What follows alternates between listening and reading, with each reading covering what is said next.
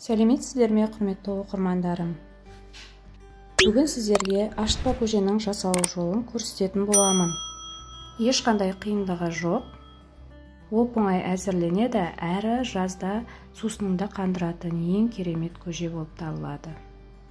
Бұл көжені әртүрлі дәндерден жасауға болады. Күріштен, арпадан, бидайдан. Мен бұл жолы арпадан жасап жатырмын. Ең алдымен бір кесе арпаны жылы суға жібітіп 5-6 сағатқа қойып қоямыз.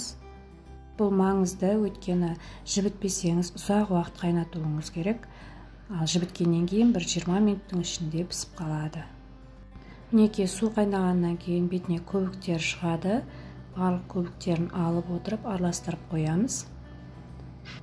Көжеміз жарты сағат қайнап пісті. Көженің бір ерекшелігі, салқын болып, мұздай болғанша суытпаймыз. Жылы болып тұрған кезде айран немесе қатық, болмаса құртты есіп салуға болады. Сөйтіп көжемізге араластырып құямыз. 1,5-2 литр айран құйдым. Содан кейін бос ыдыстарға құйып, барлығын бетін жауып, сыртта 1 күн қалдырамыз.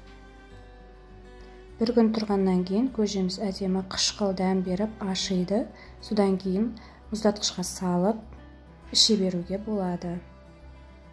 Ашытпа көжеге міндетті түрде тұз қосылады.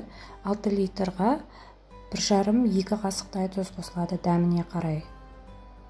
Жасап көріңіздер. Видео ұнаса, каналыма тіркеліп лайк басып, пікір қалдыруды ұмытпаңыздар. Келесі кездескенше.